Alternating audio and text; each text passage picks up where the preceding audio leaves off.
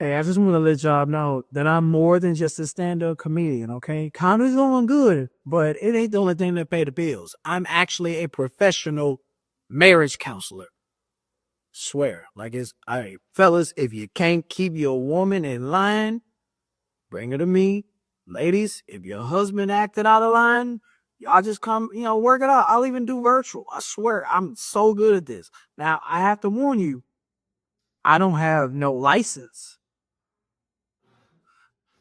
I don't have no type of certifications, no degree, but what I do have is the experience of watching so many other married people. Every man in my family is married and has been married. So all I've done is watch and study. I tried to get married one time. I failed, but that's what qualifies me. You know, I'm basically the Stephen A. Smith of marriage counselors, if you think about it. God, we really don't understand how lucky we are to live in America, huh? The land of the pivot. If you doing bad at something and you don't like how you doing it, you can pivot and do something else. If that ain't cool, you can pivot and do something. You just keep pivoting until you find what you good at. You know? If you thought you wanted to be a firefighter and then realized you allergic to your own sweat, go be a cop. I mean, clearly it's way easier to shoot a nigga than save him in this country. So just go get paid doing that. Stephen A. Smith was so bad at a sport that he pivoted to talking shit about people that were good at the sport. That's revolutionary, bro. Most people that suck at a sport pivot to another sport. Stephen A. say, nope, one and done. If I can't do basketball, I'm going to talk about all y'all. That's wild to me. To be that bad at something that you want to talk shit about everybody else that's good and then make $100 million doing it. Now, look, don't get me wrong. This is not a Stephen A. Smith bashing video, saying a hater Stephen A. Smith video. I'm actually a great fan of Stephen A. Smith, but I'm a fan of Stephen A. the man, not Stephen A. the mask. And if you've ever seen The Mask, the classic movie starring Jim Carrey, you know that mask brings out the inner dark desires of your soul and spirit, amplifies it.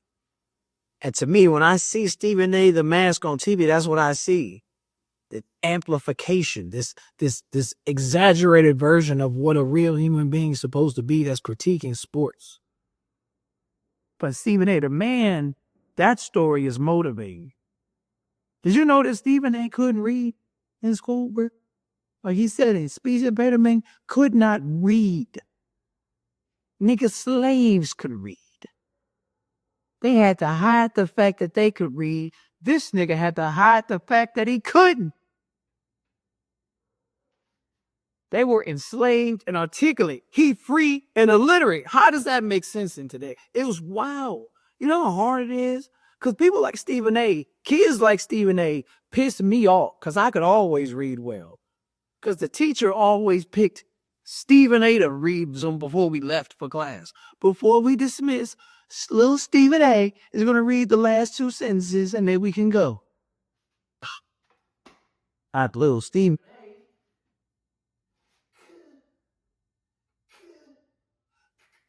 Good. It's banana, Stephen A. Damn. Come on, little Stephen A. Read. We was in fourth grade. By the time little Stephen A. got done reading the last two lines, fourth grade was over, nigga. So imagine how hard that was, how much he must have gotten bullied. Stephen A. also had an abusive and absent father. That's wild. To be able to not be able to read, and you can't even come home and ask your dad to help you read Dr. Seuss because he abused you? Abuse your mom and he absent? Which is kind of a talent, I think. Like on some dark shit. Like how is he not there and abuse you? Like was he writing letters and like sending the abuse with the letters? Like now punch yourself. Like I'm just saying. Clearly, his father was a warlock. Just saying. So when I see the story of Stephen A. the man, speech impediment, can't read, father that's smacking on your mom and then instant transmission and out the house, of course you turn to sports. This country only gives niggas so many things to do. They make us think we can only do so many things. Sing, dance, rap, sports. Use that pain. Of course. And if you are an athlete, you know pain is fuel. Some of the greatest athletes in the history of sports have gone through things you couldn't imagine off the court, off the field, off the baseball diamond. But they use it as fuel. So Stephen A. used all that fuel, all those words he couldn't pronounce, all of them beatings he took from his father or that he witnessed, the father doing to his mother. He took all that pain, the pain of just naturally being a young black boy in the hood. He took all that pain and he bottled it up and he used it on that court and he averaged 1.5 points a game in college. This kind of makes you think like, nigga, was you really in pain? Like what are you exaggerating what you've been through? Because most niggas that's been through shit do well in the sport. You average 1.5 points a game. That sounds like you have some support off the court. Like, was you really in pain? Like, could you really not read, or did you just struggle on 4-syllable words? Was your dad really abusive, or you just didn't like getting hit with a belt? I'm not here to question your pain. I just want to know how much of it was real, because it didn't show on the court. And what the hell is 1.5? What's a 0.5? Is that when you missed the shot, but your form was so good in the present they gave you half a point per turn? Like, I don't. Just saying, man, 1.5 don't sound like pain. And coming from an ex-athlete, and I played high school football all 4 years, played wide receiver all 4 years. I scored 2 touchdowns my whole career. You know why? Because I had both parents. Yeah. Win, lose, or draw, nigga, I'm getting my hugs after the game, nigga. And I had 2 sets of grandparents, nigga. I had so many safety nets. Of course I'm gonna be All-American, nigga. I'm just out here having fun. Hey mom, hey Karen, hey girl. Like, I did shit at games and said shit at games niggas ain't never heard. Like, hey mom, hey dad, what are we going back home to the same house? Just saying. I'm a fan of Stephen A. the man. But then he put that, I feel like you put that mask on and made $100 million with it. Right? How does one man make $100 million without dribbling a basketball or rapping or singing or dancing? He talks shit about the people that do it. You got NBA money with no NBA skills? That's crazy. It's crazy to me.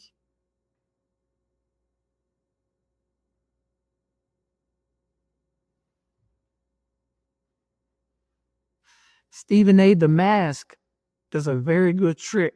In psychology, they teach you how to deliver the shit sandwich. And the shit sandwich is you got some type of critique to tell somebody, whether it be about their appearance, their performance, no matter what it is. But you dress it up real nice, right? Just like a sandwich. Bun, shit in the middle, bun, right? And the buns are positive things about them. So you can try it at home, right? Fellas, if you want to tell your lady that her vagina stink every now and then, because no man knows how to say that and still be able to get it, give her a shit sandwich. Bun, shit in the middle, bun. Baby, I'm going to let you know that when I lay down with you, I feel so complete. I mean, granted, yes, I wasn't a virgin before I met you, but somehow I feel like I lost my virginity all over again. I love our connection when we lay down and make love. Sometimes, though, I feel like I might press you into having sex when you're not really ready in that moment. So if anytime I tell you that I'm ready to have sex, you feel like it's about to go down, feel free to take that extra 5-10 minutes to go freshen up, get a shower, because I know you working hard. But sometimes I kind of go down there, I'm like, oh man, she must have had a great day. I'm only telling you this because I'm trying to communicate with you because I see a future with you. And I want you to be a part of that. I love you. Shit sandwich. Stephen A. The Mask delivers the shit sandwich, but with no bottom bun. This is a bottomless shit sandwich. Huh? Stephen A. Smith give you the top bun. Let me just tell you this. LeBron James is one of the greatest basketball players in America. We have never really seen someone this big, this tall, this athletic do the things he does on a basketball court, okay? He's a great father, he's a great businessman, okay? I'm studying. This guy no one's doing what LeBron James is doing on and off the court. We recognize that. But to tell you that LeBron James is the greatest basketball player to ever live, to go, that would be a mess. I'm telling you why. No. LeBron James over Michael Jordan, okay? He's not the GOAT, okay? He's not the GOAT. He's not the GOAT.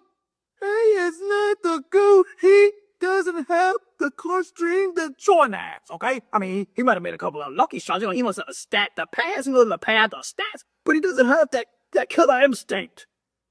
Because he's whack. I'm sorry. Where's your bottom bun? Stephen A. has learned that bottom bun was keeping him from making that $100 million. Stephen A. has realized that to make $100 million, I gotta make white people happy and white people comfortable.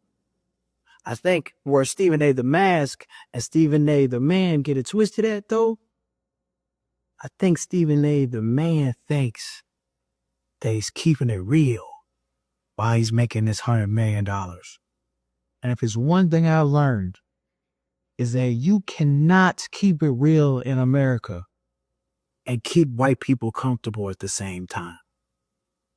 Not if you black. It's just impossible.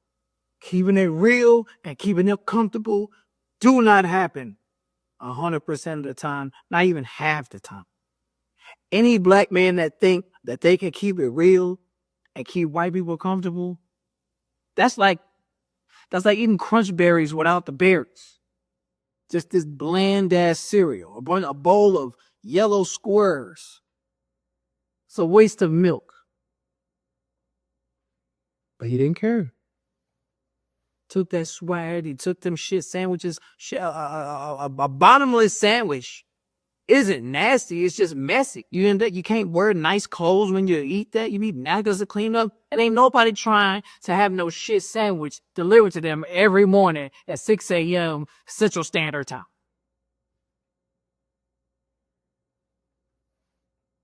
But Stephen A. the Mask didn't care. Stephen A. the Mask was getting paid.